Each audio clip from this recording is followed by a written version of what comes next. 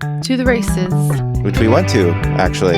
Yeah, ever since we went to the track, and they're off to the races. We went to see some horses. We were lured there by chili. Yes, we didn't know there was horses at this chili cook-off. Did any horses get killed? Sadly, no.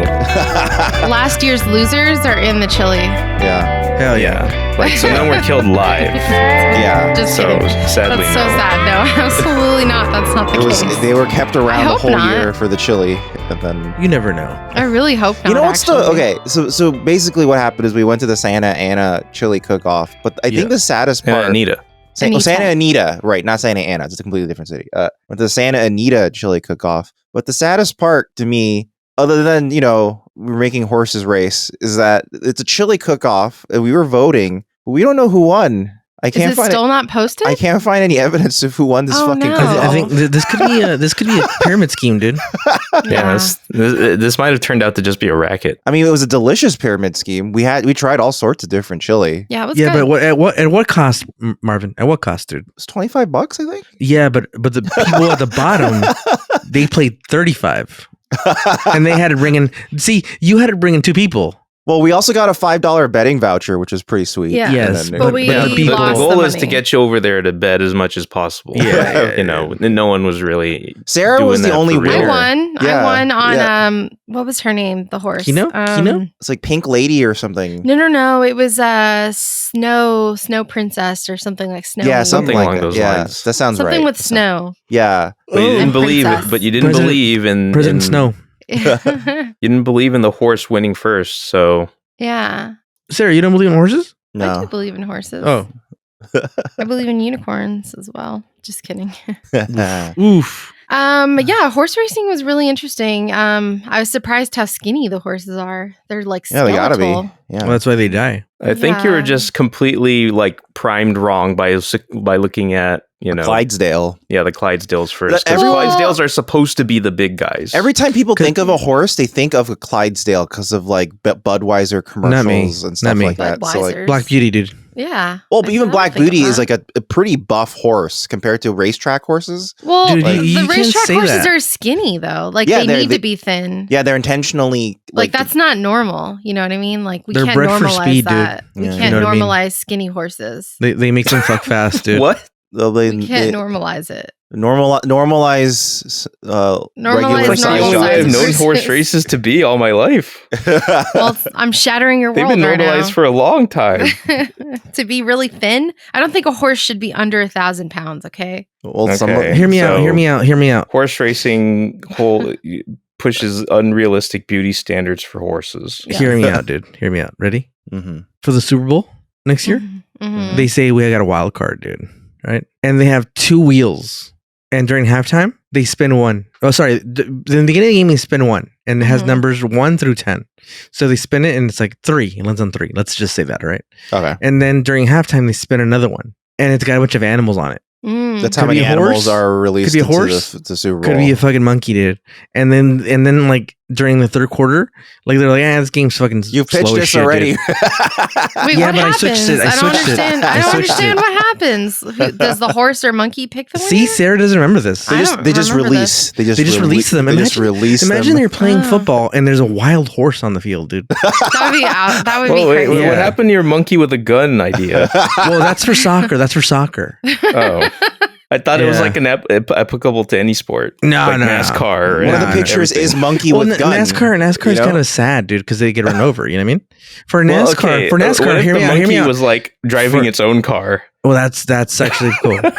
It's monkey with gun on the track, so the drivers have to avoid that monkey because the monkey will shoot them. No, So no, they can no. run it They can over. run What are you over. talking No, no. about? Here's the thing. If you hit the monkey, it's an instant loss and banning from NASCAR. Oh, the monkey is Yeah. also strapped with a suicide vest that explodes the moment it dies. No, dude, no.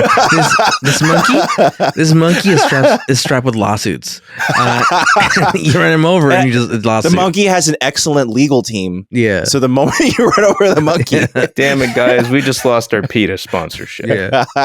No, for NASCAR, it's No, rhinos. PETA would dude. be down for this. We let out rhinos. PETA would do this as some sort of weird political message.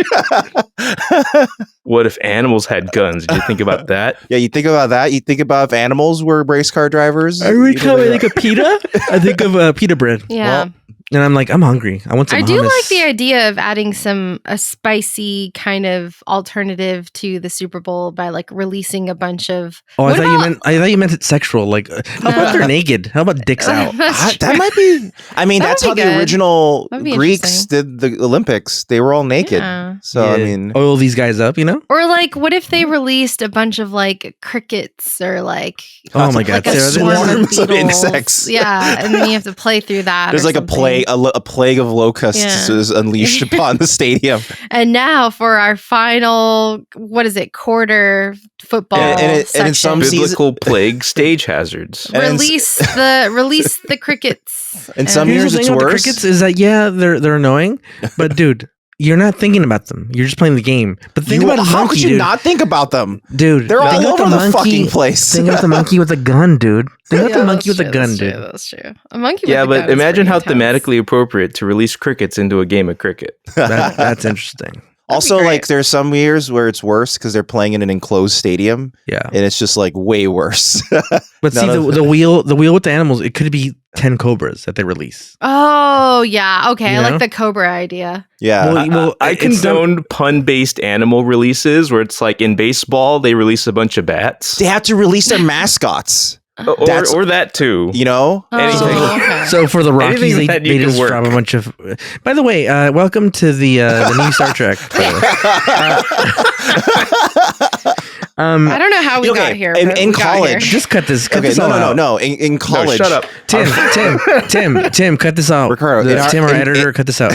in college, our friend Nate Yeah. participated in March Madness, and he chose everything based solely on which mascot he thought would win in a fight, and he won. But he didn't put any money down. So if he put money down, he would have won based on Hmm. what mascot he thought would win in the bracket. Hmm. But It what was- and- about the ones that don't have animal, like the ones that have like racist, Racist? Well, you'd see racist how those people. fare. yeah. What do you they're mean? like, How would a redskin I don't fare know. against Yeah, an eagle? exactly. Like Yeah. you know, like a Well, yeah, that you, kinda you stuff. take how powerful would that racist stereotype be in a fight? Or you think about Probably it not like very. you think about it conceptually too. It's like, okay, Clippers versus Lakers, right? Clippers the are fuck is a ships. clipper. It's a ship Oh, that rides on a body of water. So it's already won over the lake in many ways.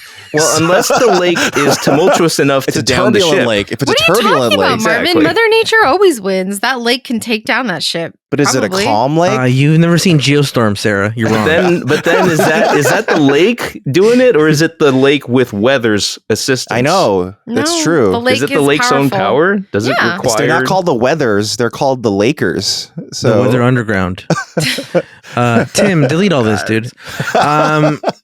Guys, here's the thing about this. I want to say something like right off the bat. okay. For the new listeners. We haven't said this in a while, and we started a new season, and I forgot to say it in the first episode of the season. If you're a new listener, we're newbies, especially myself and Sarah. I've never seen anything. Look, I watched The the movies J.J. Abrams stuff and some of the movies. You saw some of the movies. and some of the movies, but some of the movies I watched when I was really young, yeah. and the J.J. Abrams shit, I was probably really high. I think the man. movie you I remember could the barely most remember is it. Wrath of Khan. From Yes. based on what you've told Are me. you sure Yes, you didn't yes. say this at the beginning of the season? No, not this No, season. he hasn't said that. didn't. Yeah, he hasn't said all that. right, yet. all right. I haven't seen anything. I'm worse off than Ricardo. I haven't seen movies either. So when we're judging some of the stuff, especially I wanted to bring up in this episode because Scotty doesn't mean shit to me, dude. You know what I mean? Yeah, Like this guy, like he's just So an annoying that- fucking Scotsman. that is important dude. to note. That is Yeah. the main issue if you Yeah. are not a TOS fan with this episode. Yeah. This is an episode that Every time you unlike- say TOS, I think of cough because Cough? TOS in Spanish, I mean, it's you call it tos. Oh, I didn't know Yeah. that. So every time you say TOS, I go, Star Trek: The Cough Generation. yeah, Uh, yeah. but Interesting. unlike Sarek and unlike Unification, those episodes weren't entirely about sentimentality. They were episodes that merely had these characters. Yeah. This Mhm. episode is entirely about being sentimental about the original series. But like, how would we True. know that for sure? Other than we know that he was old and on a past ship, but like new viewers don't. You're not going to get Sarah. You should have looked at his shoes. You would have known that his Beetle boots. Well, if you looked at his outfit, you would have thought he's from Star Wars because he's dressed like Han Solo. It's just like if you didn't tell me that this guy was from TOS, I had no idea. Well, it's just one of those things where this is season 6 of Star Trek TNG. So, like, they're assuming that anyone watching at this point knows enough about Star Trek to know at least who Scotty is. Sarah, they didn't travel.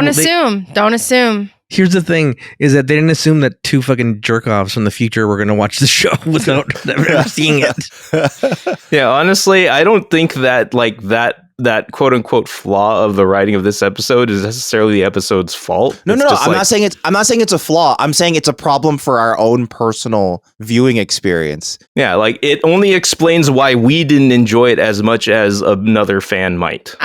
I think that's debatable. I think that's debatable. What do you mean? Because, like, do you have to inherently enjoy something because a character from a different series that you liked is in it? Like, people even like this character in that show? Yeah, Scotty was popular. Yeah. Did he act like this? Because it's kind of like, I don't know, the sake of liking an episode because of nostalgia is like kind of...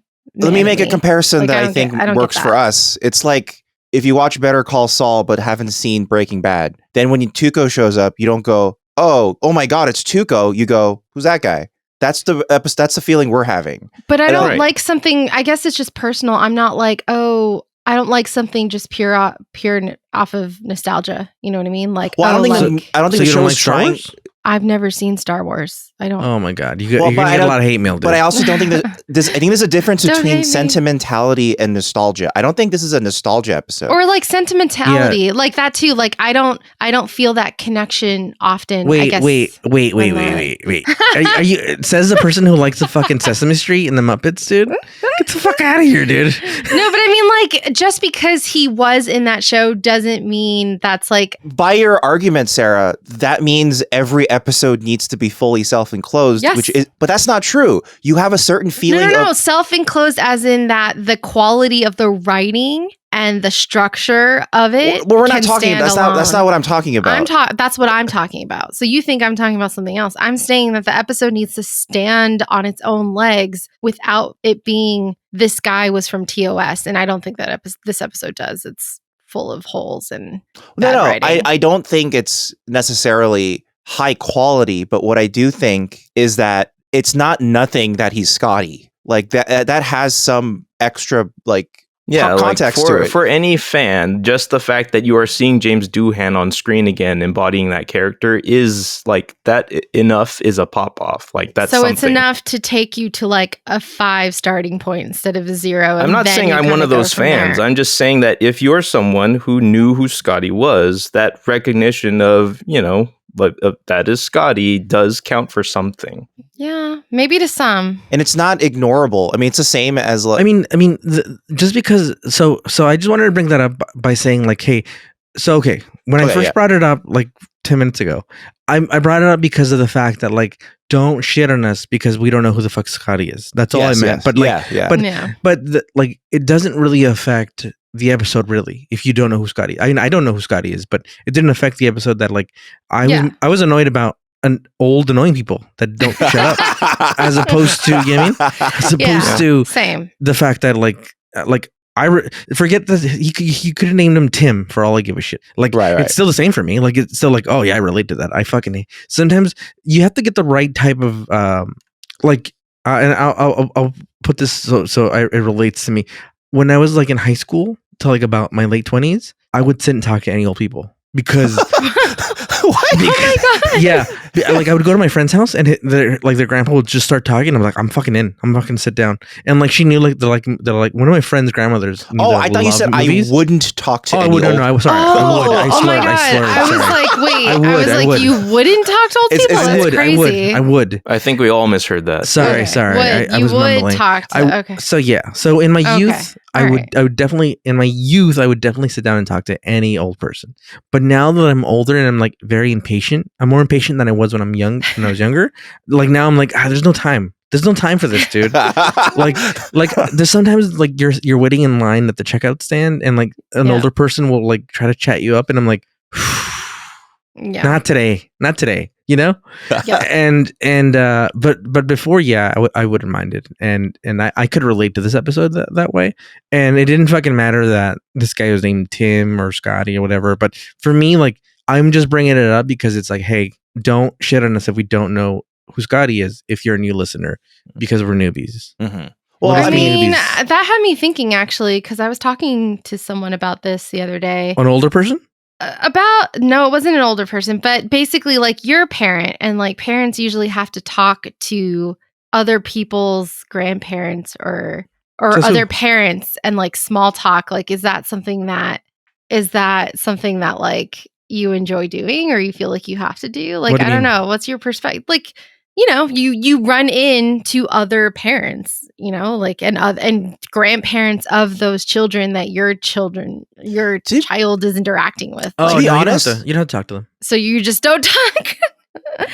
You just don't talk to them. You're like, nope. I mean, you have. I mean, the thing is, like, if you're choosing to do things, you have. You know, like if you're at like a soccer game or like, you know, like a thing that your kid is at some. I had a kid in Little League, and I don't know anybody who was in that league, and I never talked to them really. You never talked to them. Oh, okay, no, that's fine. You. It's a free country still. I mean, from my perspective, it's never been like I don't talk to people of a certain age. It's more of like it doesn't really matter what your age is if you're just not annoying, because like you get annoying people across all different generations. There's definitely tons of older people. I'm like, I don't really want to talk to you, but because you're annoying. Yeah. Not because you're old. Yes. You know what? Yes. I'm gonna fix that. I'm gonna fix my statement is like, because sometimes you'll find somebody that like is trying to talk to you because of something they hate, you know? Yeah. And you're like, oh, I hate I don't what else do you hate? You know what I mean? And then you're right. They're annoying if it's not something in like in your wheelhouse or you're like if it's something in like anger wise, I'm like, I'm hooked, dude. What else do you hate? Like for me, it's like Scotty is the annoying person I would like not talk to. When he just like out of nowhere just started talking about a completely unrelated story, I was like, okay, well, we gotta go. I mean, we're doing other things. I mean, like, that's one of the things that is annoying is that he was never, I guess he's older, but he was never written that way. He's not just some weird asshole who just talks about. That was my questioning the entire like episode. It's like, was he always this annoying? Like, I don't remember this character being this annoying, and other times I've seen him act as this character. No, even in the movies, he's not. Like, the movies were my only comparison point of him showing up in the future. I guess that's why he's all of us. But all of a sudden, that's my question too. Is like all of a sudden that makes him annoying. Like, well, another odd thing is that he's been frozen for 75 years, so he hasn't experienced that long a time to become an old, like, you know, he was already at retirement age, like, granted, like when he got frozen in time, basically, or frozen in stasis from that buffer. Okay, so he did get frozen, like his body got frozen as well? Or did he age in the thing? No, he's frozen. Remember, we saw at the beginning at Encounter at Farpoint, Bones is like a zombie. Like, he's fucking old. Yeah, Bones is super James old. Doohan is in their version of the universe, like around 70, I think, which looks like this. Looks like someone who isn't that old, you know? So I think he's like he would physically, out of all of the other surviving members of the original crew, be the youngest looking.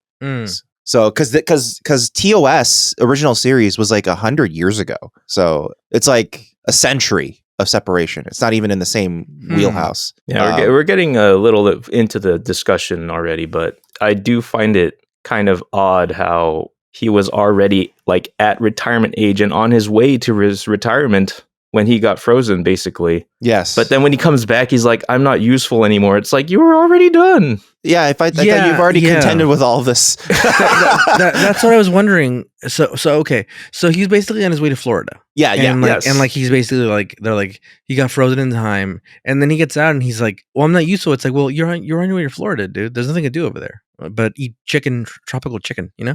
Yeah. Pollo tropical chicken on the grill. Boom. Yeah, the cue right there. Yeah. That's the jingle that would play when he enters that's That's the theme of Florida. Oh my gosh. But anyway, we should probably do housekeeping, and then we can get into it because there's a lot to say. So just to quickly point out, remember I said last episode was quickly written? It's because they were actually going to shoot this episode for last episode, but James Doohan wasn't ready. This seems like this was written the day of the shoot. No. Relics was a fully thought out. Oh no! No, you're lying. It was a passion script of Ronald Moore. Nah, he was a huge original series fan. He lied to it's us. why the episode is so sentimental. It's no, but it's full of plot holes. It's Ronald, you missed some very big things this time. He did. No, he fucked up, man. He lied. Man. He really wrote this. He's trying to pass this off as I've been working on this. He wrote this the night before. There's no way. This was. We're only human. It's very badly written. It was even originally a Brandon Braga script, and then he was like, "Hey, I'm not an original series fan. Maybe you should write it, Ronald." And he was like, "Oh boy." And then he dove into it and did all that. I would have read it and been like, you can do better. Braga's like, I don't even like Star Trek. I like freaking Star Wars. And the funny part is they were considering who to bring back. They couldn't bring back Bones. They already brought him back before, so that wouldn't work. What do you mean? Just bring him back again. So are you trying to say that when they wrote the script, they didn't know who they were going to bring back? So they were originally discussing the trick of the teleporter or the transporter buffer thing. So that was originally supposed to be a catalyst for something. And then Michael Piller apparently chimed in and was like, oh, that would be a really cool way to bring back an original series character. And all the writers were like, oh, who should we bring back? Well, we already brought back Bones as the age he would be now. So he doesn't work. Spock is already off in Unification, which they kept referring to as James Bond shit. So that's what he's doing over there. They didn't want to bring back Kirk because they thought that would be too magnanimous a character. And also it's fucking what's his name? William Shatner. He's notoriously difficult to work with, so that's probably also another reason. And then Uhura, Sulu, and Chekhov, they all considered two minor characters, not interesting enough characters. So they ended up bringing back Scotty. So there is a scene that was cut from the episode. And at the end,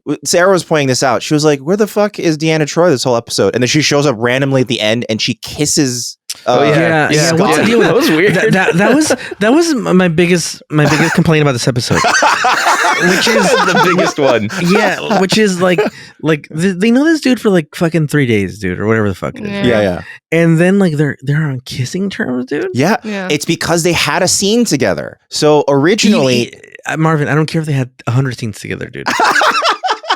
Do you understand?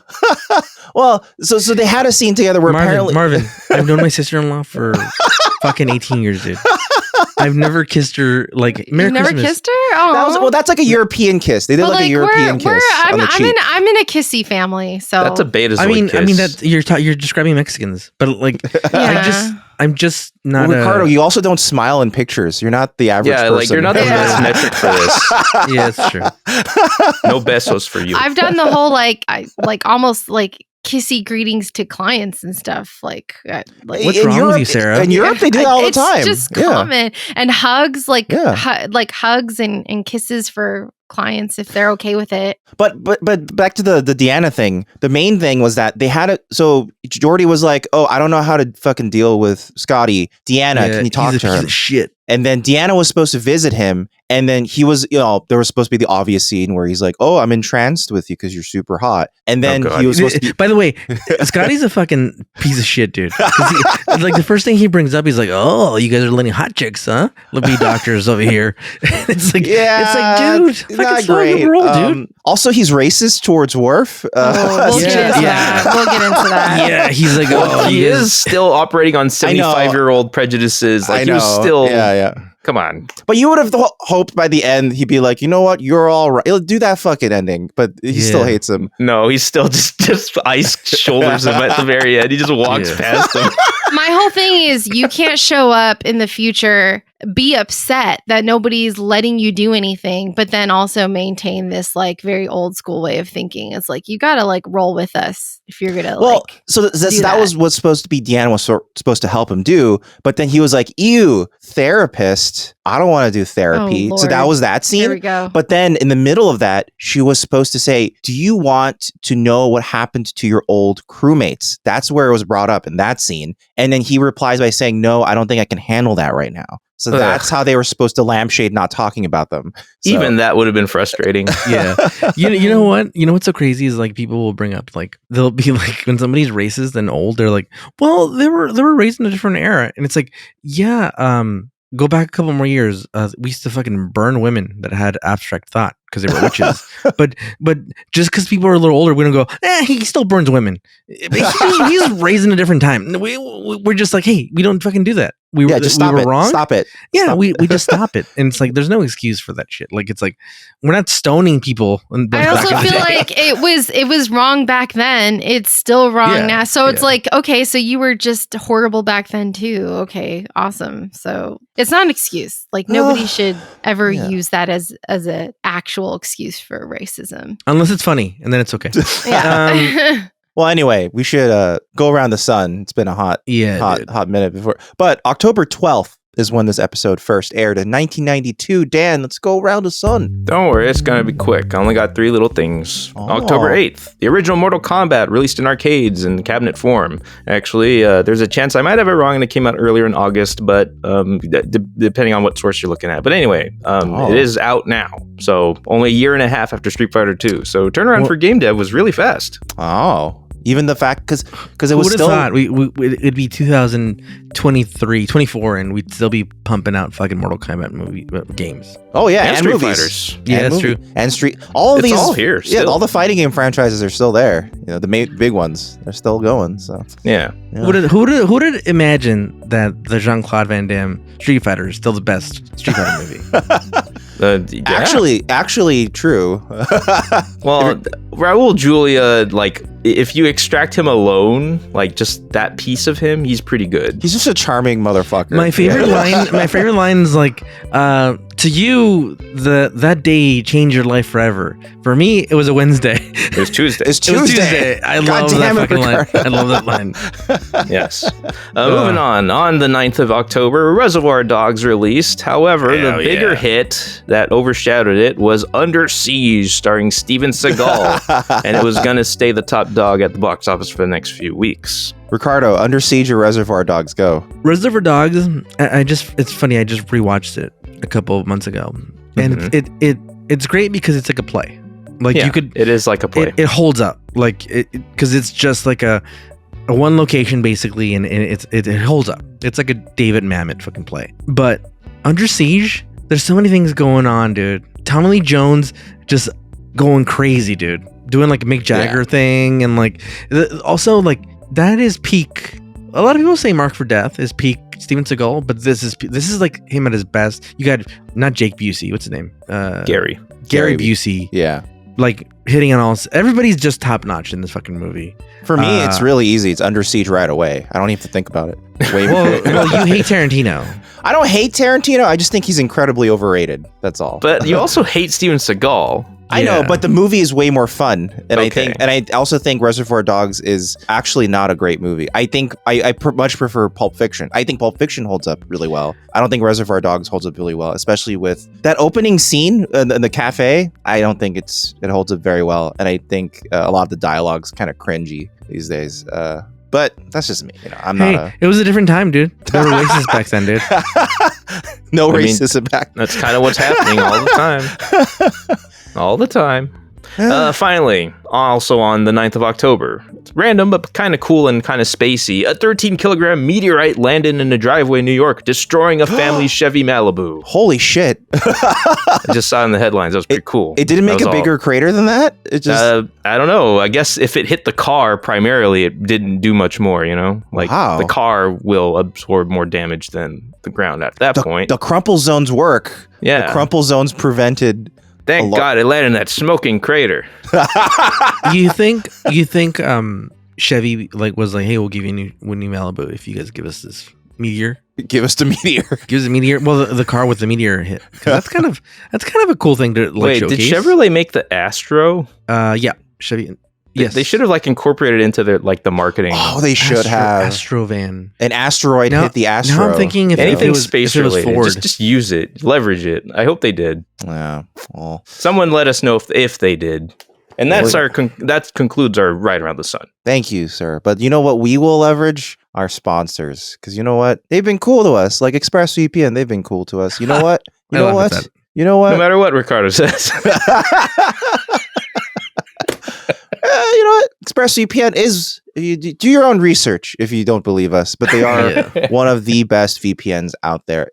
In my opinion, I consider it the best. There's a reason I've personally been using it since before the podcast even started. So this is the year under siege of VPNs. This is the Pulp Fiction of VPNs. Oh, you like Pulp Fiction, huh? I do like Pulp Fiction, actually. Yeah. I would consider it an extremely good VPN. It's only getting better all the time. They're expanding servers all the time, expanding countries, expanding streaming support, making it faster and faster, adding more devices you can use on it every time. And it's got an ad blocker built in, like password manager built in. Like the ad blocker in particular, I've noticed is so good that, like, you know how in Google results it shows you bullshit? Mm-hmm. It starts blocking that now. So I get actual results. It's actually kind of nice. All right, you know what? I'm going to need to talk to you later about how that works exactly, because I need to like understand more about how it's working for me. It's just on, and if you go on to connect to your VPN and you have it selected to turn on the background, it'll just activate. It'll just do it.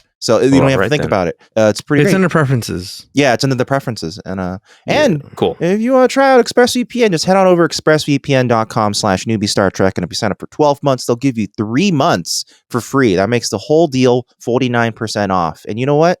I know it's not the cheapest VPN out there, but you don't necessarily want the cheapest VPN. You want the best value VPN. You know what the cheapest car was for a while? The Daewoo. And you know where they are now? Not around. But you like the Daewoo. You keep talking about how you want a Daewoo. I didn't say I like the Daewoo. I said I should have invested in a Daewoo because now it's a collector's item. I like that name, Daewoo. Daewoo. Also, like a Saturn. If you own it. Oh my God, we saw a Saturn the other day. We saw a Saturn coupe the other day, and we were like, "Oh my God, it's a Saturn coupe! Yeah. Holy shit!" Yeah. Did you see a Geo? Oh no, we haven't seen a Geo. Damn. What about a Mercury? I had a friend who had the first Prius. And like he was a dude who just liked to walk a lot. Like he was just one of those like he was the kind of walkers. He was a hippie. Well, like he was a hippie. Like that's why he had the first Prius. The Prius. And the dealer offered, because he had such low miles on it, they offered like, hey, we'll buy the thing, and you're just paying for the taxes and licensing, and you could take a new Prius home. Wow. And he didn't do it. He just kept it. So that's probably a good thing to do, though, because having the first of any car line is probably going to be worth a lot down the line as a collector thing. Probably depends what it is. Yeah, but a Prius, you don't want a Hyundai Elantra first gen, dude. You might. It could. Maybe, it could be valuable to someone at some point. But anyway, expressvpn.com/newbie Star Trek. Sign up for 12 months. You get 3 months for free. It's the best value, in my opinion. Set it off. Yeah, and also extra. Oh, I don't have the wallet here. I got the copper wallet. I'll put pictures up for the YouTube version, and I'll put a link. But I got the copper wallet, and I've actually been using it this whole week. And the copper wallet, I gotta be honest, it's converted me to going back to that form factor, because I was going for the Parliament the whole time. I really like the way this copper wallet looks. So I've been using it. To me, there's two things. One, it looks really good, but two, the button is also metal. It's also copper. Oh, really? So yeah, so I think the entire mechanism inside is all copper. Do we have any more of these copper wallets? We have one more. Yeah. So we're trying to think about what we're gonna do with it. But let's fight for it. We can fight for it. Yeah. Yeah, the copper looks pretty cool. It looks awesome. Yeah, I like that, like that metal, like that really dark burned, like brown metal look. It looks really good. Is it plastic, the button, or is it metal? No, it's metal. It's metal. That's what I'm saying. Oh, that's the button's metal. I think the mechanism inside is metal. I think it's all metal. I mean, the plastic mechanism is fine on the regular wallets, but it's nice when the button's metal too. I think that's really cool. If you guys are in the market for, nice, compact, stylish wallet, with a quick access button, or the Grid backpack, that's also good. Actually, we've been using the Grid backpack a lot lately because We recently did a shoot, and we just put all the gear right in them. It all fit perfectly. And we just used that as our entire equipment backpack. It was great. Just put it all in there. It's got that duffel bag coming too. Yeah. That duffel bag's out now. That OnlyFans video that you guys shot is going to come out soon. Yeah. For John Cena? Yeah, dude. Stay tuned, everyone. Stay tuned. Well, it's a knockoff. Good job, John Cena. By the way. Guys, fuck. I lost my train of thought. God damn it. Well, if you guys are interested in any of Extra's products, head on over to extra.com. That's EKSTER.com and use our offer code Newbie when you check out for a discount on any order site-wide. And I just say general discount because whatever the discount is, it stacks with whatever sales are going on. So you will always get an additional discount based on top of that sale. So again, head on over to extra.com and use offer code Newbie, NEWBIE, for a discount on any order site-wide. Hell yeah. All right. Hell yeah. Hell yeah. Ricardo, could you please tell us what happened in this episode? Yes. What did happen? I feel like you've been talking about this episode like the whole time we've been doing this podcast, Ricardo, because it's all about everything you've been saying about finding other ways to make old people useful. Yes. I've been saying this for a long time. Old people should not be running the country. I've said it once. I'll say it again. Absolutely. We should find an interesting way to squeeze the last bits of years out of them. And there's a lot of ways. That was a swerve. We should appreciate retirement. Like, that's bring what I was back gonna say. appreciation of retirement. Bring back But Sarah, doing nothing. What you don't understand is that like some people don't have, and I don't know if this is true. I don't know if this is true or if this is an actual fact, but when like you stop having a purpose, like you kind of like deteriorate. No, like this is it's a real thing, right? This is a well documented phenomena. A lot of people, if their entire purpose was their work and they stop work, their health like nosedives. Yeah. So I think there's a deeper issue there. Like, we have to stop tying purpose to working. That's true. For somebody. I agree. Like, you can work doing your own things, you can have hobbies, you can make meaningful change, but you don't, like, we need to reorient what it means to have a purpose. Yeah, but you can still do that, but it's still not going to change the fact that people are going to do that. Even because it's something that you do every day. But it's also because it's been documented with phenomena that's not just working for a company.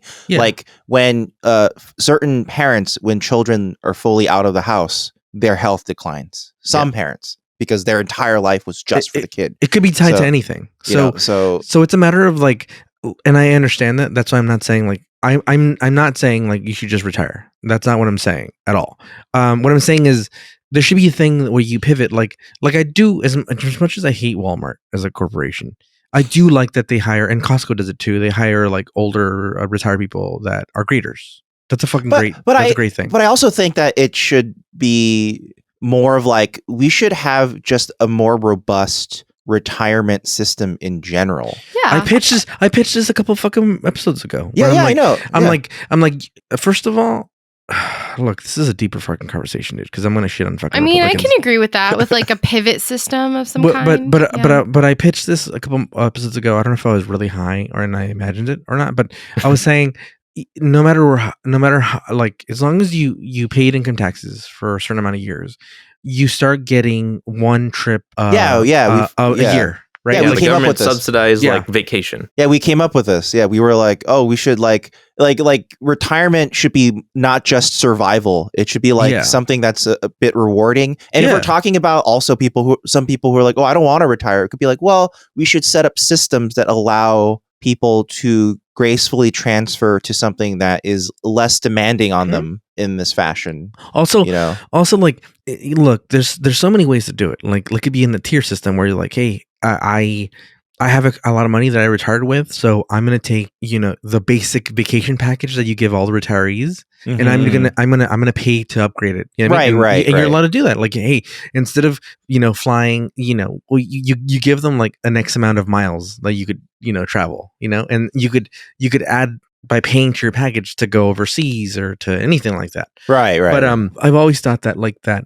I mean, other countries I know a lot of Hispanic, Latin American countries do it, and I'm sure a lot of Asian countries do it too, which is that you take care of your elders, right? Like that you don't put them in homes, that you kind of they move in or something, you know? Yes. And that's, you know, and I think that that's not a bad thing. I mean, if your parents aren't annoying, but it also depends on the context. So like, yes. It's like, it's funny you bring that up, like with Asian families, because it's like my grandma has actually spent her whole life living with various family members, and the thing she wanted to do in her, like, she had done Twilight, is she wants to live alone. She's tired of living with other family members, actually, which is great. And she said that this is actually like the favorite time. She's at the happiest she's ever been. Actually, she told us that pretty explicitly. That she's like, "Oh, I love living alone. It's actually pretty great." But that's also a transition. You know, like that. Yeah. You're used to one way or another. But I'm just saying in general. Like, I'm not saying that you should live with your parents or whatever. But I'm saying that, like, we should be more mindful and in charge of, like, what our parents want to do later in life. Like, it should be built in to our society to like figure out and meet their needs, instead of just being like, well, you're old now. Yeah. And none of this bullshit of like, well, people are living longer, we're gonna raise the fucking retirement. No, fuck, like you're moving the goalpost now. Yeah. Don't raise the retirement age. It's bullshit. I know. Like, don't be stupid. I know, dude. Jesus. Everyone's living longer. Let's just make them work more too. It's fucking horseshit. But again, like, there's so many, like, again, there's so many ways that this could be done. If somebody cared to, like, implement a system that would actually, the thing is, like, you have people even in corporations that should have retired a long time ago, and they're still there because that's all they know. Like, I mean, a couple of people above me, a dude was like almost 70, and it's like, he shouldn't have been there. He was just taking up the spot of someone younger who could have risen to that position. You know what I mean? Right. And he could have retired 5 years ago, but he didn't. And he was just kind of dragging ass. And I get it. Like, hey, you want a purpose and stuff, but like, we should be transitioning people to be like, hey, let's figure something else, dude. Let's figure something else out. Even corporations should figure that out. Like, hey, we should have a system to figure this out. Like, so like, we let management come in and maybe they make less, and then we put them somewhere else. And, you know, like, there's so many things that could be done, but we don't do it, and you have people that cling on like that. Like, we shouldn't have Mitch McConnell or Nancy Pelosi or anybody on both sides. Mm-hmm. No, anywhere, anything. Like the fact literally, that it is, again, I know we're being political, but it is just such a travesty that our 2024 election is just a repeat of the exact same people in 2020. The same old fucks. Like, what are we doing? Yeah. I think also they would both actually set the record for oldest president in office. It's either one of them. Absurd. Why are we tolerating this as a country? It is absurd. But also, like, but a lot of people will say, like, well, we can't pass legislation to because then that's ageism. You know what I mean? And it's like, well, then you're telling me that we should get rid of. Okay. Wait. No, I know. Then you should get rid. Then you're telling me that we should get rid of the minimum age to be a president. Then, because if you can't be too old to be president, that's you can't true be too young to be president. So, and like, the other thing is, it's like, you're 18. It's like jury duty, dude. It's not ageism. It's like how if you are literally, let's say you're a paraplegic, right? Yeah. Like, that doesn't affect who you are as a person, but you fundamentally cannot be a fireman, right? It's just not possible to be a fireman. I mean, I think a more accurate thing was, like, I don't think anybody should be a fireman or fire person at 80 years old. Like, I don't think that's what the same thing. That's what I'm saying. Like, it's not we're being ageist against you. You don't have to be a paraplegic. You can. Yeah. I just think that there are some jobs that cannot be done at some ages. That's what I'm saying. It's exactly what I'm saying. It's like, it's just the way it is. It's not a knock against people for being older. It's just, there are other jobs that you can do for sure, but there are just some jobs that at certain ages you just shouldn't be doing, and being president is one of them. I would support at least like tests for competency starting from a certain age. They do that, but those are no, but I mean like real ones. Yeah, like those are ones fakes. that work. Also public. None of that fucking behind closed doors bullshit. Public, dude. Yeah, like, well, yeah. like one of us does the test. One of us does it. No. We A bring member in, of the public. we bring in 10 doctors, and then televised live, and the whoever's taking the test, the whoever's running for president has to like draw a number and gets whatever doctor they pull out of the fucking hat, dude. That's who's gonna test them, and each one has different tests, so they're not the same. And they come in and they got to do the fucking dog TV VCR person dog, and if you can't, but that test was bullshit. That was a test to see if you had brain damage. That was a test for that's competency. What I mean. It's like that wasn't even really such a test. It was whether or not you have dementia. Yeah, I think you should also be able to have a intelligent conversation with a constituent randomly.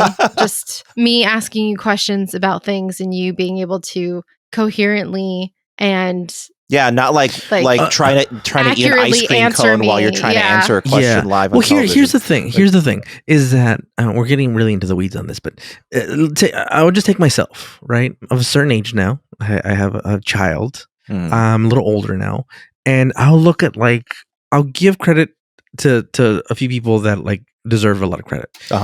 Like my parents are some of them, and then my in-laws are also a group that I know that like don't do the thing where they're like, oh, they're not like always like, well, in my time. No, it's just like they kind of accept like, oh, well, things are done kind of differently. You know what I mean? Like whatever it is, whether it's music or whatever, it's just like it's kind of done differently now. Like I get it, it's fine. And I've been really mindful of that, like as I get older, to not be like, well, that's not fucking music. You know what I mean? To not do that. You know what I mean? And so like I was watching the Grammys this year, and I was like, I don't get this. But you know what? And I was like, it's not for me, and it's okay. It's okay that it's for younger people. Like I don't. Why does everything have to be fucking there for everybody? Right. And it's okay if the thing is that people are too afraid to say I don't get it, and it's not. It's like reading a book that's above your fucking your comprehension level. It's okay to just say, man, I didn't get this that Thomas Pynchon fucking book, dude. I've read it 2 times, and I think he's just fucking with us. But I didn't get it. I'm not smart enough to get it. You know, maybe somebody else will get it. And at that point, it isn't even about intelligence. It's just about it's preference. And life experience. Like, you don't have the lives these other people have, and therefore you don't have the same sort of experience with it. It's exactly like reading like fucking Romeo and Juliet in high school, which I think is stupid because it was a different time when it was written, and like you reading about Romeo and Juliet. You will not. I've read it now as an adult, and I'm like, I finally get it, dude. And the funny part is, like, they always presented Romeo and Juliet in school as if it's like this was the high art of the time. When the only person who ever told me in context in college, in high school, was my high school English teacher, Mr. Brown. He was like, "Okay, we are going to read Romeo and Juliet, but I want you guys to keep in mind this is kind of like the Marvel movie or whatever." He didn't say that, but like this is kind of like this is the NSYNC of its time. This is for the masses. Yeah. So this is not high art. We just consider it high art today for some reason. Maybe because it's one of the most more survivable pieces of work because it was so popular. It survived because back then, a lot of scripts and screenplays were written in secret because they didn't want their stories to be stolen by other theaters. So they wrote it in parts. Are there known contemporaries like from the time that were comparison points that were like high art of its time? I wouldn't know. I'm sure there is, but I would love to know. Like, I would love to see a comparison because if Shakespeare like of that time is what we consider like highfalutin stuff now, then what was highfalutin back then? Yeah, I'd be curious to know because he intentionally wrote like dick jokes and sex jokes into his stuff to keep the people like that he did. Like laughing because it was not intended to be high art. It was supposed to be for the masses. So I mean, like The Seagull by Chekhov, that's kind of considered high art, right? Like that's not pop of its time. I guess so. Yeah. There's a lot of stuff like that. Anyway, let's get into the episode, dude. We've gotten way too far, which is to say that like the episode inspires us. We got to the core of the discussion. Yeah, I mean, we got too early. Which is that like you have this man that's out of time. Yeah, and in modern society, and what it boils down to, and I'm glad we kind of Tarantino the conversation, which is we had the old the thing about age in the beginning, and then now we're going to the beginning. But look, he gets unfrozen. Like, it doesn't matter that his name's Scotty or Tim, whatever it is. It doesn't. Yeah. That doesn't matter. What matters is that he's a man unfrozen. He's like the Encino Man, but he can talk. I do like that they use this trick because we always talk about why don't they use the transporter to do this? Yes. Why don't we use the transporter to do that? This is a good fucking idea. Yeah. Like, so finally, someone was like, "Let's use the transporter in a fun way," and they did. Also, like, hey, we're gonna die. We don't have much power or just resources in general. Yeah. Let's fucking freeze. Let's freeze ourselves in the fucking transporter. It's genius. It's quite genius. But they've already kind of done it, like, just an episode or two ago. I know. Is there a limit to how many people you can freeze in there? Oh, it's because everyone died except the two of them. That's why they did that. Oh, okay. So they just ended up surviving. They were the only ones who survived. Yeah, you can't freeze a human unless... No, but I mean, like, that especially is if you're in Missouri. No, but, like, say the whole ship knew they were gonna... could they all be in? Potentially, maybe. Yeah. I guess it depends on how large your pattern buffer size is. There must be a capacity to said buffer. But I imagine they probably could have written it as, this many people could be in there, Right, but then at the very least, there would be a limit to as many as you can fit onto the transporter pad at once. Right. Yeah. They'd all have to crowd in. How many Michael buffers can you fit in the transporter? Let's get ready to transport. It's funny because his brother now does it, and you don't really see Michael Buffer anymore. Yeah. I think does he have to pay his brother to do it? I think. He's trademarked, dude. Like did his brother like cut him in on the business, or is he just like, can I do it? I think he's getting his beak wet on it, dude. All right. I was once waiting in a TSA line, and Michael Buffer was behind me, and I wanted to go like, could you leave a voicemail? I'll go on voicemail, but I chickened out. All right, so he wouldn't have done it though. You should have just said, "Let's get ready to." You should have in front of him said, "Let's get ready to rumble," and he'd have been like, "Oh, I'm gonna sue you." Yeah, it's like when you sing "Happy Birthday," but now they take it out. All right, so he's a man out of time, and he's trying to help. He's trying to help them. There's a Dyson sphere, by the way. There's a big Dyson sphere. Miles Dyson. Cyberdyne Systems fucking sphere. And so he's trying to help them like figure this thing out, and he's just getting in the way. And he's like, he keeps doing things that he's like, oh, this is gonna blow up, and they're like, dude, fucking calm the fuck down, dude. Like, it's fine. We do that now. Like, we push to the limits, dude. I do think it's annoying that he was like, oh my god, this is gonna blow, instead of being like, why is it like that? It reminds me of like the grandparent who tries to tell the new parent exactly how to do everything, but everything that they knew how to do to take care of children back then was actually super harmful and potentially murderous to the babies. Yeah. Like Angriest Pat's parents. Exactly. Exactly like those. Gotta put the baby on his stomach. No, it's gonna choke. It's like that. This character really reminded me of kind of, I think anybody can relate to this in any industry, but somebody who has been working in a industry for a very long time, and at your workplace, they're just constantly being like, well, back in the day, we used to, write everything down by pencil, and and you're just like, okay, well, we don't do that anymore, and it's just not like, or they're like, well, why are you doing this? Well, it's because it's the easy way, because you don't have to do that anymore. The computer now knows how to do this, and they're like, well, it doesn't make sense to me. Well, it doesn't matter because it's the easy way now. So, and other companies I worked at, they would bend the knee to like, they're an older person worker, like me. By older I mean like 40s, 50s, and they're like they're an older worker, so let's just kind of like bend the workflow for them. And it's like this new company I'm in, they're like, no, either they adapt, they have till the third, or else they're gonna they're literally, it's like, and the third, we're gonna shut your system down, we're gonna upgrade it, and you're screwed. So you better learn. Sorry. That's very true. But it exists in it doesn't even matter what industry you're in. I think it's just exists everywhere. Yes. And that's what this episode reminded me of so much. I was like, oh my God, I'm getting so frustrated because this person just will not understand that with time, things change. And my number one thing with anybody who knows me as a worker or has been a coworker of mine knows that one of my number one things is adaptability. You have to be ready to adapt and change every single day. It's like my mantra at work. Like, but what does adaptability mean to you? It means that always be open to change. Sometimes when like upper management says adaptability, that means you should be adaptable to working a lot of hours. Oh, no. That's not what I meant. Okay. No, what I mean is Efficiency. that we should always wake up every day trying to do better than the last day, efficiency-wise, workflow-wise, doing things that make sense. And we shouldn't... things that make it easier for everyone while still keeping up the quality. And we should never say the phrase, well, we've always done it this way, and that's why we do it. Like, that should never be a justification for anything. So that's everyone who works with me knows that that's the kind of person I am. But I've learned that probably about 80% of the people I've ever worked with professionally do not think that way, like, at all.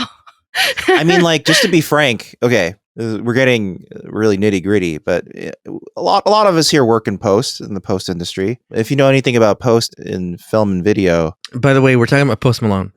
Yeah, that's it. We're talking. Yeah, we're all working the Post Malone. We're on the Post Malone industry. Yeah. You keep them all in check. Yeah, dude. In post production, Avid Media Composer is one of the biggest editing softwares in the world. We lost a lot of people in this one, right? I know. But I just want to say that, like, the company is almost dead. And the only reason it's still going is because a lot of older companies still use it. There's a lot of merits to Avid Media Composer. I actually use it all the time, but it is completely non-agile as a software development company that I'm shocked it's still alive. And it's really only alive because there's like lots of editors in their 50s and 60s who are like, I just want to work in Avid. And that's all they do. So it's everywhere in our industry where it's kind of like, well, why are we still using Avid for this really quick piece?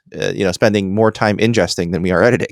But it's, you're talking about something that's very universal because it's like absolutely. It could be the way the way we do goddamn hospitals can juries. Work this way. Hospitals work this way. Like fax machines are still in wide use right now because healthcare cannot separate themselves from what they ingrain into the infrastructure. It's fucking crazy. Why would we still be using like fax at this machines? point there are electronic fax servers and stuff like that operating, like substituting for fax numbers because they still need to do faxing. That's like a plot point in Blacklist where like Raymond Reddington, his entire information network was done with fax machines because it's like so old, no one's keeping track of fax machines. Up until a couple of years ago, they were still using those dot matrix printers at the DMV. Fucking in Japan, they just recently passed a law so that you can no longer use floppy disk for certain critical infrastructure pieces of software, like tiny, like the original floppy disks. That was the floppiest of the floppiest. Like, it's crazy how many things are just done because that's just the way it's always been done. So here's the thing about this episode is that they could have had, the Enterprise is a big fucking ship.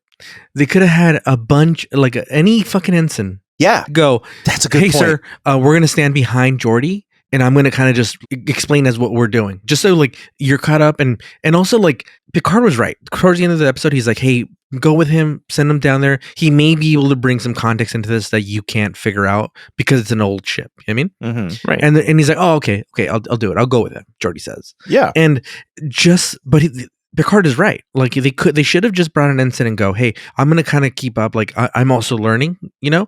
And I know the new stuff. So maybe I could learn something from you. Like literally the ensign could learn something from him. So like, and that would make him feel more important because he's both 100%. Learning and teaching at the same time. Like that. 100%. And you're not starting from square one because he does say, I don't want to start from square one. And it's just like, hey, how did you do this before? Oh, okay, so this is how we do it now. So it's a little different, but like it's only shifted by this much and blah, blah, blah. Like there's so many ways it could have done it. And I get it. Like they did this for dramatic purposes, but like it just... Like Data would have been the perfect guy. Yes. Really. Yes. Oh, yeah. Because he would be... He'd be able to give an accurate history of every single thing. And he'd also be like unflappably patient with him. Like he would never... Yeah. But I just feel like they made... For those of us who haven't watched TOS, they really found a way to make us like hate this fucking guy like so much. Like this didn't make me want to go back and watch TOS. I was like, oh, if this was the first episode of Star Trek I've ever seen, if I just so happened to fall on this episode, I would be like, this is trash. I never want to watch this show ever again. Like, and we haven't even covered, like, we'll get to it, but there's so many plot holes. And but I don't know. I'm going to disagree a little bit with you and agree with you as well. I think that the episode's bad because it's bad, but not because, like, the fact that they brought somebody in that we don't know has no... I agree with you there. I agree. Like, the fact that, like, it was a character that I didn't know and they brought him in, it didn't affect this episode being bad. In fact, like I said, he could have been named Tim. It doesn't matter. It made it very clear that he was a very old, especially when like they flashback in the not flashback, when they went into the original Situation Enterprise room. set. Yeah, whatever it's called. They like, you're like, okay, well, he comes from a really old ship. Yeah. And it kind of put everything into context. It doesn't matter if he was old. Like, to me, like, I don't think it alienated me either, the fact that I didn't know who he was. Like, I think that it just was a badly written episode for me. There's so many plot holes. I'm like, why the fuck? Was it me, or did it just look like Earth backwards? Like Earth was that was the point. That was that is what the conception of a Dyson sphere is. Okay. It's that and the sun was in the middle, right? The sun's in the middle, and the sphere, because it's surrounding it, converts all of the energy from the sun into use. Like, nothing is wasted. And because of that, you can just build on the inside your whole thing. That sounds great. Yeah, I mean, it's basically... It's kind of like Interstellar. The end of Interstellar. Yeah. That's not even wrong. Like, Interstellar... Do you get nighttime? I guess not. Damn. That's okay. We have like blackout curtains. Yeah, it would have been cool. Yeah, it would have been cool if Scotty met like his great grandson and he was old, just like him, you know? And it would have been cool, even not knowing, being new to Scotty. Yeah, right. It would have been cool if like, as a gimmick, they would have been like, oh, dude, or at the end, like, hey, we found your great grandson, and maybe it's a thing you can do it in your retirement, is go talk to, like, think about all these things you're going to discover because you have like 3 generations that you've jumped ahead of, you know? That would have been something interesting and cool, but no, instead we had this weird fucking sphere, the Miles Dyson Cyberdyne bridge. And then like that was poorly explained, and then like him kissing people at the end really freaked me out. Like even hugging them. Like, this is a military fucking institution here. Right. You know what I mean? Like, listen, he's an old man. I understand. Like, he's racist and he hugs everybody. Like, I get it, dude. But he's like a little too touchy. But like, we had this problem with Joe Biden here kissing people as well. We had this problem with John dude. Lasseter. We had this problem. And John Lasseter, remember Joe Biden kissing the babies and stuff and the people, and by the way, it's just the way it is. I said it before the pandemic, and I'll say it again. The Asian community has it right, dude. You wear a mask when you have a fucking simple cold, and you bow instead of fucking shaking hands, dude. That makes fucking sense, dude. Why the fuck are we in this 2024, dude, and we're still fucking shaking hands, dude? I'm done with it. I've gone into the office at work and met new people, never shake their hands. Oh, really? fine. Yeah, I think that's fine. Interesting. Yeah, I often wave. I go, hello. Yes. Yeah. You have to get in front of it though. Like, hey, this is Ricardo. This is blah blah. You go, hey, nice to meet you. And you go high on the hand. By the way, Yeah. like the higher above your waist it is, the less likely you're gonna get your hand to shake. No, shake. How For often sure. how often do you leave someone hanging? Like, how often does that end up happening? I've only done it once, and I said, "Oh, I just had a cold, and I don't want to get you sick." And they're like, "Oh, Okay. great, thank you." All right. And I never had a cold. I just like, it's a go-to now. It's a go-to now. You just don't want to shake people's hands ever since the pandemic, or just in general? Even before that, Really? I've been saying it for fucking years. Like, this is stupid, dude. Like, family, yes, it's fine. Give them a hug, give them a kiss, whatever the fuck you want to do. Dude. No, family shake their hand. Yeah, just do the whole bones, you know. No, with family, I'm fine. Just tap your family, and that's it. Yeah. Interesting. What's up, Mom? Yeah. I mean, What's up, yeah, Ma? I can get behind that, but you know, it's okay. He's from an older time. That's what they did back then. They gotta bring the ensign out and go, hey, Scotty. So, or Mr. Scotland.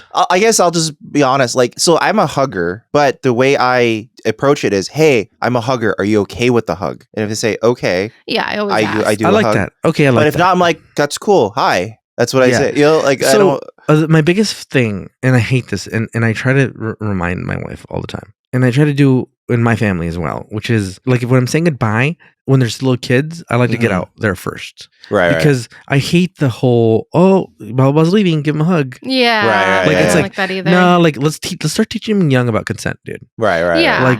Like, I agree. and I always go, and especially with my niece on my sister's side and and on my sister-in-law's side, I always go, oh, you don't have to. And most of the time, like, she will do it. You know what I mean? But I love to say, oh, you don't have to. You don't have to. Right. Yeah.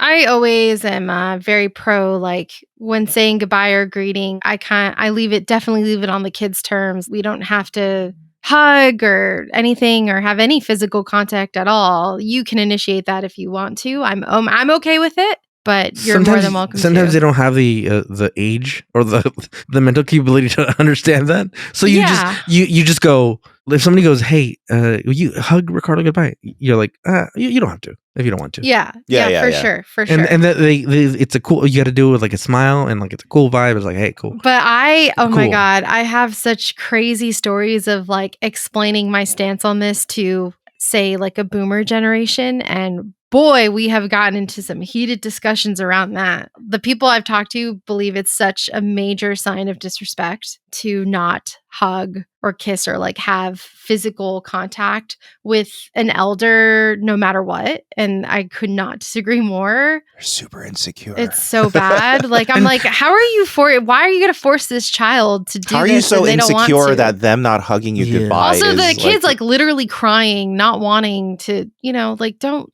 do that. Like, just don't. I don't mind like hugging people. It's just that like I don't like shaking strangers' hands, and I don't like when you meet somebody new. It's fine. I want to know everyone's cool with it. Not even that. I just don't like new people. To be honest, like we get to the root of the issue. Yeah, here's the thing. We made it. Here's the thing: is the like, root of the issue is I just don't like new people. I'm just getting okay with you, Sarah. You know what I mean? Oh yeah. No, I know. It's been a road. It's been a long road. We all started negative. Like Marvin, we didn't talk for the first fucking like few months when we worked together. No, legitimately, Ricardo and I did not talk for about 3 months. And he sat next to me. He was training me, by the way. I trained him, and he was sitting next to me. Here's the thing: is that like a lot of people are like, "Oh, you're at 100 for me," and then if you let me down or you, that's me. I'm right? that person, and I'm not. I'm always like, you're at a 0, and then we build from there. But I'm the total opposite. Everyone starts at 110. Yeah, that's so dangerous. That's very, very dangerous. I had a friend, my friend's wife, who literally for like 10 years, I knew her. We weren't friendly. We wouldn't talk. This is the Australian? No. This is a really close friend, actually, his wife. And then, I mean, I've known him now for like over 20 years. So like, and then maybe like 10 years I know now. We started talking for like 5 minutes, and we're like, oh my God, we're the same. We hate everything. And then I was closer to her than I was to, her husband, who I'm really close to. Right. But anyway, you started a negative. So I meet Scotty. He's at a negative. Stand back. I'll get your whiskey. So let's talk about the whiskey, dude. Oh my God. This guy, a little racist, over hugger, and a goddamn alcoholic, dude. Yeah. He goes to work fucking hungover, dude. Yeah. That's okay. Look, Mad Men. We're talking about Mad Men days, all right? He's the Mad Men of his generation. Yeah, dude. Oh my God. He's like, this is the John Hamm of Star Trek. Yeah. John Hamm. He's got to have a drink. I wanted him to go. Like when he got separated, and Jordy's like, we can't communicate. I think the Enterprise is offline or whatever. I wanted Scotty to go, well, I hit a bottle of booze. Let me go get it. And they just start drinking. It's like he's like, you know what? I work better when I fucking drink, dude. Let me take a hit of this thing, and then we'll start going. I would love that. That was that actually would have made him a lot more likable. That was kind of his character in TOS. He was the drunk guy. Well, yeah, that's the part I remembered. It's like, well, good, yeah, but now it's just depressing and only depressing. Yeah, now it's depressing drinking, not funny drinking. Yeah. Well, even if the whiskey looks like Surge. I have a question about that whole. This is one of the plot holes, in my opinion. So, okay, Synthahol. per data, made to taste exactly like alcohol. He tastes synthahol. He orders, straight up scotch. And he orders it, he gets it, and he's like, ew, this is disgusting, blah, blah, blah. And then Data comes over and he's like, sir, I think I know what's going on here. This is synthahol. Synthahol is supposed to taste, mimic, smell, everything alcohol, but the only difference is the effects are a lot shorter, which fucking sucks, to be honest. I would not want something like that. But then Scotty noticeably says this tastes nothing like it. So like, how does that I feel like is conflicting information exactly. to That's me. what I thought too. Right? Like I thought because he says, what is this? He didn't say, oh, it tastes just like it, but it doesn't feel like it stings. Like I'm not getting a buzz, It's not pungent to the nose. So they brought this up before. It's like it tastes like Diet Coke. On it's all the aspartame. It's kind of like the Diet Coke Zero. God damn it! It's like the Diet Coke of booze. So like it tastes something. You taste something weird. Yeah, so like back, like remember off. the Irish people episode, Up the Long Ladder? They made a big point out of it. They replicated whiskey there, and they were like, "What the hell is this? This is bullshit." But then why is Data saying that synthahol is supposed to mimic it exactly? Like he needs to say that it's close, but it's no cigar. You know what I mean? I think it's more of like synthahol has become so widely accepted that people forget what real alcohol is really like. And even like Robert, Jean-Luc Picard's brother, brings it up, where he goes like, "Oh, you're used to that synthahol bullshit, and you've forgotten what real wine tastes like." True, that's true. So like, I think synthahol has just become so widely accepted that the original stuff, it's like balsamic vinegar in America versus real balsamic vinegar. Well, it's I like feel very like different. they should have written that better. It's like olive oil here versus olive oil in like Italy. Yeah, or like Parmesan cheese here versus like real Parmesan cheese. Like you're like, where's the little green craft thing? Exactly. And like, that's exactly it. That's it. This is the craft. But that's shitty. That I would not say that is an exact match. They need to alter the way they wrote this script. This is what I mean by it was poorly written. I think it's just that's a social construct. No. Data should have said it's supposed to be somewhat close to what scotch should taste like, but you'll notice a difference. And then Scotty never goes like, whoa, that looks exactly like Baja Blast. Fucking, like Mountain Dew. Like, what alcohol is Baja this? Blast is bluer than that though. Baja Blast is like Beverly's Coke. This is Surge. Yeah, I guess you're right. And I love Surge. Oh man. But he never pointed out like,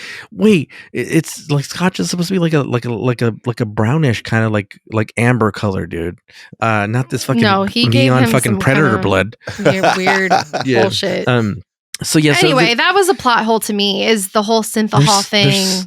Sarah, there's so many fucking plot holes. Yeah, dude. There's so many plot holes. Well, I consider that less a plot hole. That's like something they just didn't write well. Like, I meant like that was one example of poor writing where Data should have never said that it's supposed to be exactly like for me, a big plot hole is they were like just a slight jump. They're trapped around the sun in orbit, and they say we don't have enough power to leave. But as soon as the doors open, they have enough power to leave. When did that happen?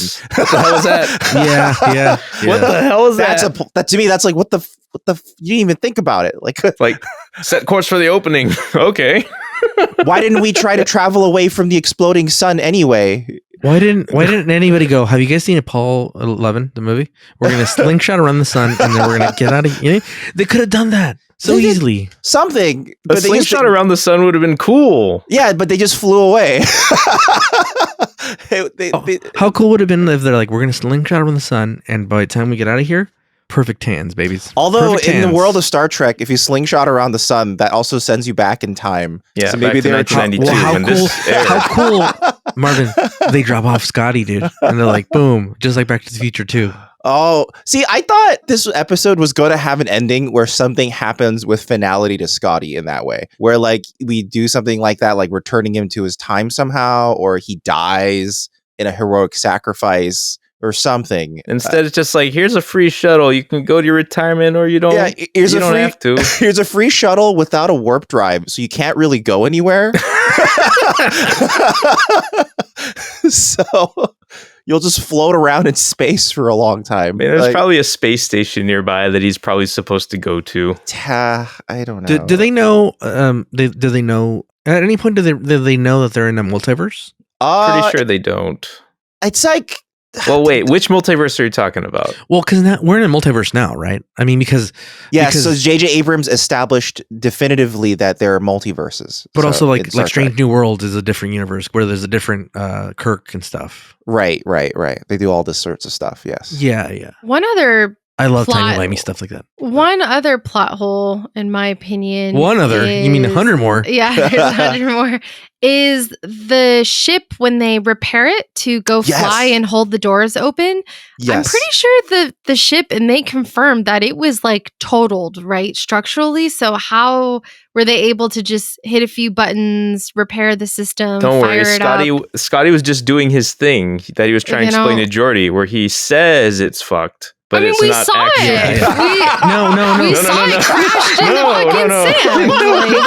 Don't be ridiculous. Get it. Yeah. Like, how was that He able did that to in like a life you and death can't- situation. The longest con ever. He literally just told you he was going to do that. He's like, you never tell the captain the whole time. Like he basically said, like, That's "Oh, we're true. fucked." Dude. We're And to fucked. me, that's the highlight of the episode. He did the thing that we always say to do, which is under promise and over deliver. Yeah. But Jordy's done it enough times already that I feel like it really shouldn't be a piece of advice that he dismisses right from Scotty. It's like, yeah, I got it. I already know that. I do that all the time. Well, it would have been great if he replied 5 minutes. Duh. I'm not gonna Yeah, like he should have known. He should have been in on it. That's what I wanted. But damn it, he wasn't. And then they that share sucked. a sly smile and they go, "Yep, we're engineers." Yeah, I wanted them to bond more about that sort of thing, you know? Although the thing is, that's because Ronald Moore thinks Geordi is fundamentally completely different from Scotty, which I don't agree with because Ronald he Moore, is. well, in some One's ways, Scottish and one's black. It's fundamentally pretty different. so Scotty, he drives like this. Jordy, he drives like this. One of them has he drives the predator Enterprise vision. like this. but because I kind of agree in some part of what Ronald Moore thinks, because he thinks Scotty is an engineer through and through. If he had any choice in life, it would be to be an engineer on a big starship. Geordi actually would like to be a captain. You know, originally he started out in a command Who said uniform. that? He said that? Well, he started out in a command uniform, and he He started did wear out red on the, at first. He was on the bridge, and there were a few episodes where he took the command chair and was in charge of the Enterprise. Like Worf style, where Worf's like, I'm in charge. Yeah, but legitimately, like he had Yeah, he legitimate had to be. command. Yeah, and that was sort of like that was especially back in the early seasons. There was sort of implied that could be his future. He becomes a captain in the future, but in later seasons, he's obviously going back into engineering. So engineering is not like his first choice, but he's clearly like the pays best at more. it, and he's the best at it out of everyone in the Right. ship. So I get that difference. But I don't understand the difference where he thinks like, oh, because of that, he thinks differently than Scotty does in terms of engineering. Clearly, they're both engineers. I mean, like, I don't think he would have such a complete difference in the way he approaches it. Also, can I tell you how they both are exactly alike? They're both fucking perverts, dude.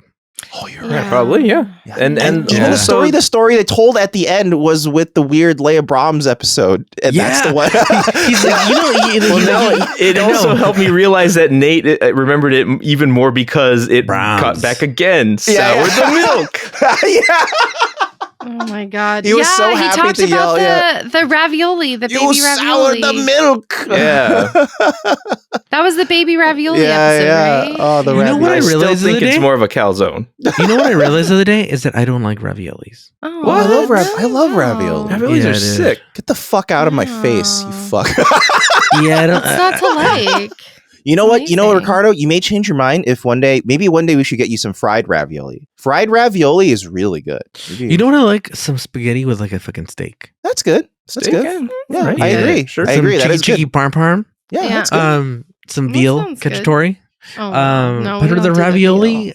there's not enough meat in there to satisfy It's me. filled with meat. Oh my god! It's not enough meat, dude. Fucking Depending on what meat kind. eater I've over never here. met a ravioli that I said, oh, this has got the perfect amount of meat. The ratio's always off. Oh, that's I've had that all the time. Oh my god, dude. Well, What are you eating, it's dude? not about the meat. It's about the. My issue with ravioli is that you can usually count how many there are, and then Yeah, I you Oh can yeah, like you have- feel bad. You feel yeah, bad. you can You're like, quantify your dinner in a You're way like, that my you dinner usually will be can't. 16 bites. Yeah, exactly. It sucks. Damn it. Oh, wow, Yeah. I never thought anyone else thought about ravioli that way. That's very interesting. Oh, what's sad is when you go to a restaurant. I went to one recently and I ordered ravioli and I got like just 3. I know. I hate when that happens. I get it. It's hard to make ravioli. Was it a fancy? Was it one of those fancy? Yeah, it was fancy. Yeah. But I just got. I was like, oh, I'll do the ravioli, and it comes as like just 3 I'd rather raviolis. have like 15 small raviolis than 3 big raviolis. They weren't the even same. that big. There's definitely a point of diminishing returns for fanciness in restaurants where it's just like it isn't fucking worth this. Let me tell you something. Yeah, you're right. You're right. Like I went to Benihana with my family a couple weeks ago, and a lot of people ordered shrimp dishes, and I ordered the trio, which is steak, shrimp, and chicken. And then I saw this dude; he was fucking laying it on thick with the shrimp to everybody else, dude. And then I'm like, and then he finishes passing them around. And I'm like, what the fuck? I didn't get my fucking shrimp, dude. Oh, what the fuck is up, dude? Shit. What the fuck is up, dude? Did you say something? And then he's like kind of doing math, and he's like, and by the way, he was done cooking, by the way, at this point. And he's like, I forgot to give you your shrimp, dude, didn't I? I'm like, yeah. Oh. And he's like, I'm like, it's fine, dude. Because he was already like cleaning up the grill, dude. And he's like, no, I want to go get them, dude. He pulled rank on me, dude. And I love that about him. And I'm like, that's all. And he brought extra shrimp for me. Oh, hell yeah, dude. And I said, this guy is okay, dude. Yeah. I'm glad they're letting convicts fucking cook at Benihana. At Benihana, I always choose the brigand, whatever they called, the larger loin, and then shrimp, because that's the most meat. That's the most food you'll get. I go to Benihana. I know because it's a teppanyaki experience, you don't necessarily get a lot of food. So I try to maximize the volume of food. Yeah. That's what you do. Don't you wish? Think about this, dude. We open up a place that's like Benihana. Star Trek Benihana? All you can eat. Oh, that's hard. The chefs have to work constantly. Yeah, that's fine. We're chefs, man. That's fine. No, that's so hard. They These gotta guys, we charge more. We charge $100 per seat per hour, dude. Oh, and that's a lot. We tip because the chefs got to get paid, dude. Yeah. You know, and every hour we switch the chefs, dude. Okay, all right. I'm just saying, dude. This is business there. If you want to get on this, guys. The funny part is like that teppanyaki was entirely not about like sit down dining experience. It was like, oh, we go to a cart that exists on the street, and then you just go in, grab your dish, and go. So it's kind of weird that it's like let's all sit down and watch the chef. If my dad was in the Star Trek universe, he'd always be in the what's the ready room called? The 10 forward room. Holodeck. The holodeck. I mean, I would always be at the holodeck, and they'd be like, "Dude, is your dad fucking jacking off again in the fucking holodeck?" And he's like, "No, he's at Benihana again." Computer Benihana, 1999 at his prime, dude. When Benihana was at his prime. To be fair, was Benihana like pretty much the reason why teppanyaki exists in this form in America? I think so, yes, that is why. Yeah. The funny part is, well, not the funny. If a holodeck existed in the future, Ricardo, everyone would be in the holodeck. Society would collapse. Oh yeah. Like Ready Player One isn't wrong. No. Like, okay, I think I've told you guys we have the MetaQuest 3. Oh yes, we talked about that. Even though it's really cartoonish, it's amazingly fucking immersive. Like you forget, like you do it for like 45 minutes and you get out and you're like, this world kind of sucks, dude. There's so much cooler in there. It is funny. People talk about because the Apple Vision Pro has come out, right? Yeah. And people like walk around with the Vision Pro on, and it takes like 30 minutes to get used to it. But when they take it off, they all go, "Oh, the real world looks so much paler." Yeah. Also, they're trying to pinch things. They're trying to pinch things. It saturates colors for you. So yeah, the Apple Vision Pro, because it's just a camera sensors, it's not fully realistic. So it is slightly hyper saturated. As a result, when they take it off, they go, "Oh, everything looks." I saw someone in the wild the other day using. Yeah, we saw it at a cafe, and we just saw some guy sitting in a chair just pinching the air. We're like, "Are you just grabbing things?" He's like, "Oh yeah." Oh god. I was like, "What is this guy doing?" And they're wearing the thing, and they're sitting at a coffee shop. And I turned to Marvin, and I was like, "Please shoot me! Like, I can't do this." He was probably doing commerce across the world. If this is what the future looks like, please fucking. I was like, Sarah, he's got to show it off. He only has 2 hours to show it off in the cafe. Let him get all the value. Why? I have so many questions. Why are you at a cafe? Why does it even matter that you're at a cafe? Why not just sit at home? Because he bought a $3,500 visor. He's got to show it off to somebody. But now you know he owns it. Yeah, now you know he owns it. There's a reason they put eyes on the outside. It's okay. It's okay to be jealous, dude. It's okay to be jelly, dude. I'm not jealous. Oh my God. I'm horrified is what I am. Sign me up. So look, I'm just gonna straight out say it.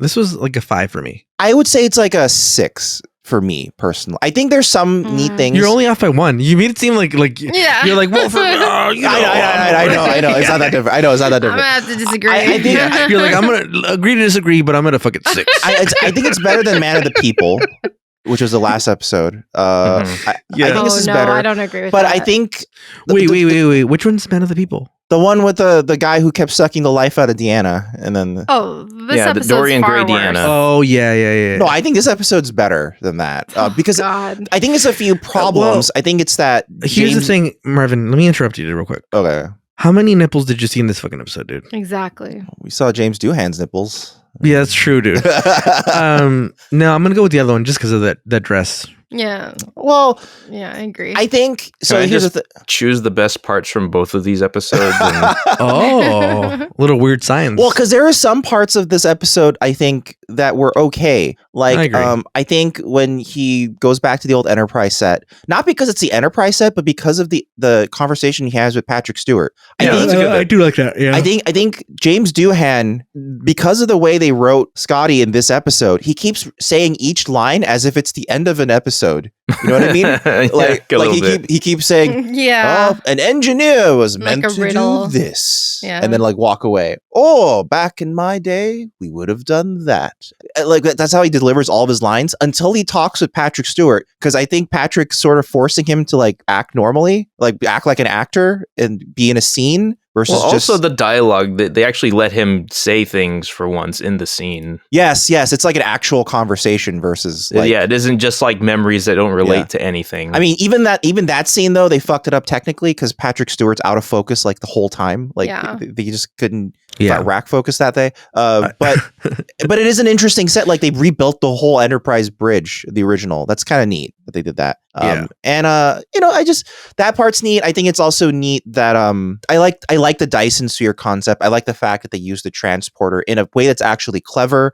We've talked about it being used before, but there's a lot of plot holes. Like Sarah was saying earlier, it's like there weren't enough butt worms. so like Yeah. the whole premise of him crashing doesn't make any sense because That's true. they were like, okay, we crashed, we couldn't be saved, so we put ourselves in the transport buffer, right? Yeah. But then when crisis comes, they were able to get the whole ship up and running again. Well, because they had future technology, dude. Did they bring new technology in? Because Geordi just came in with his tricorder. Well, that's all you need, dude. You know that. And I it was mean, I Maybe. think that was the assumption was that Yeah. I think he said like a very throwaway line that was like, "Hey, do you have something like this?" And Geordi was like, "I think I can make something." Yeah. But Is that that what doesn't it was? account. Okay, That doesn't okay. account for like the structural damage, in my opinion. Also, yeah, you, they kept you, on talking about you don't structural know. damage. yes, absolutely. I mean, they yeah. very clearly were like, "This ship has been totaled structurally." But then, like, to me, you know. even then, like the fact that they were able to fly it now means they didn't try to get it flying again back then. Because I feel like if Scotty just was fucking tried a drunk, little, dude. he was drunk enough to be brave enough to try the transporter trick, Yeah. but not Yeah. to fix the ship. Yeah. He ran out of whiskey before he had the wherewithal. Yeah, I'm too drunk for this. So there's I'm stuff out. like that, and there's a fun, the Enterprise escape sequence fun. It reminded me of the end of Independence Day because they had to turn Yeah, the a ship little bit. sideways. It reminded me of Titanic when, Fly out of a gate. when the waves are coming in. I mean, the and special you have to- effects are on point this episode. Yeah. The budget's here. Yeah, The so high like budget stuff. every episode where they like go, oh, TOS guy's coming, they up the budget, and then they like I have a question. yeah. So, and I'm now kind of remembering things from the J.J. Abrams movies. I did see those. Yeah. So I remember now Sam Pegg is Scotty, right? Yes. Okay. So now I have a question. Like in those movies, the Enterprise is fucking nimble as shit, dude. Like Yeah. they're doing loop-de-loos and fucking they're putting on fucking Beastie Boys and fucking this Enterprise doesn't even have a fucking radio, dude. You know what I mean? Like It does. what's up with that? It's just Why is it so slow? Picard like silence. I guess That's so. all. Yeah. Why is it so slow? Well, even Geordi says that the Gelodon or whatever the heck that they repair should be faster than the Enterprise on impulse power. Yeah.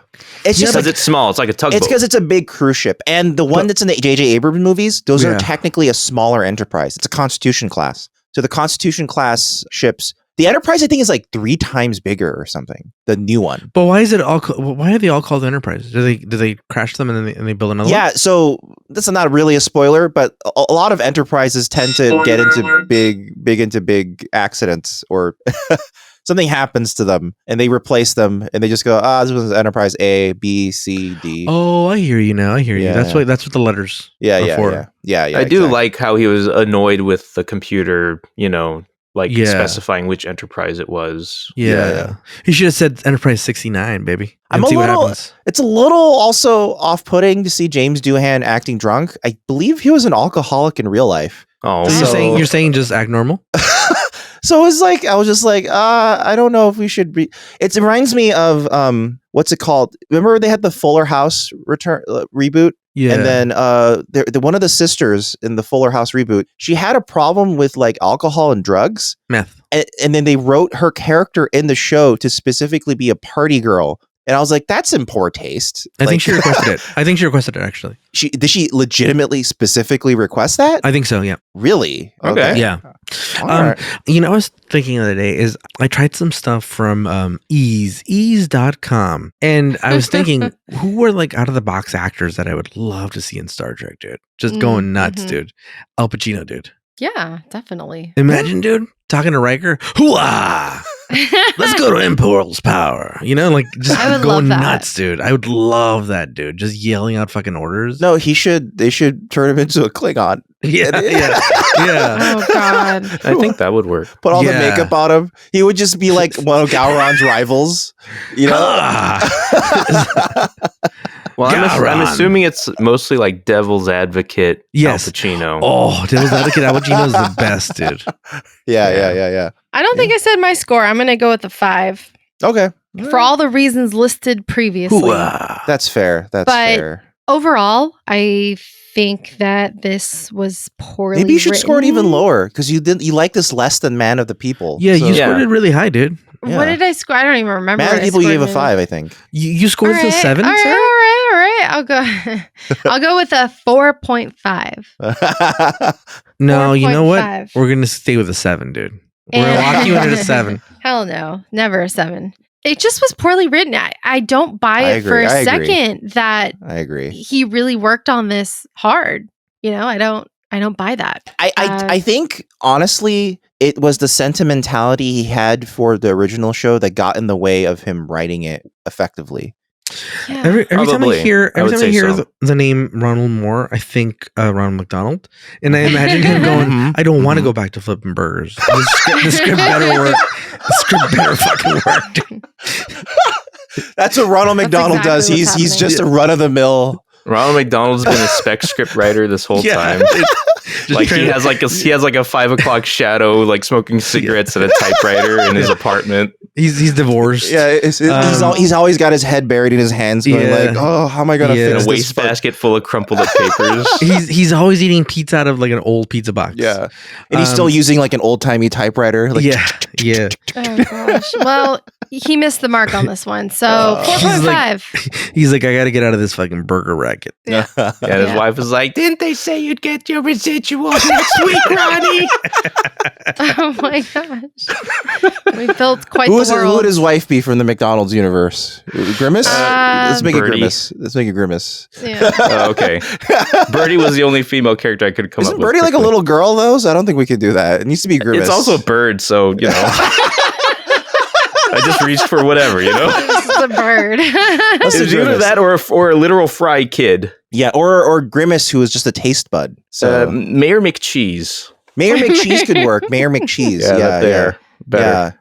Yeah, Mayor McCheese. That's a real power couple, right? Yeah, you got Ronald McDonald and the mayor. Well, Ronald's also jealous because Mayor McCheese's career is going way better, and Ronald McDonald's scripts just aren't getting off the ground floor. It's just there's a big issue. Do you think Mayor McCheese has like an inferiority complex with Burger King? I wish I could have been. Yeah, it's like I'm only manage a municipality. What would you rate this episode? I'd give it a 6, and my biggest gripe with the episode overall is you didn't even try to reach out to your old crew. What the fuck are you doing? Yeah, they deleted that aren't scene. they all dead at this point? Like he goes to the trouble. No, like we know that Bones exists. He was in the very first episode. We know that Spock is undercover, sure, but he should at least ask about him. He should ask about people. And I know we've already addressed the fact that there was a scene, but the fact that there is no such scene. I think they should not have cut that scene. I think there's other scenes they could have cut. Like if they had anything to address it at all, leave it in, even though that would have also been frustrating. But just like, anything to better explain why he doesn't put more effort into finding his old friends, because they're his only connection to his old time now. Yeah, and the way it's currently existing, it seems like he just has no interest. Yeah. And when it was originally written as if he did, and they just ignored it for the cut, so that's not good.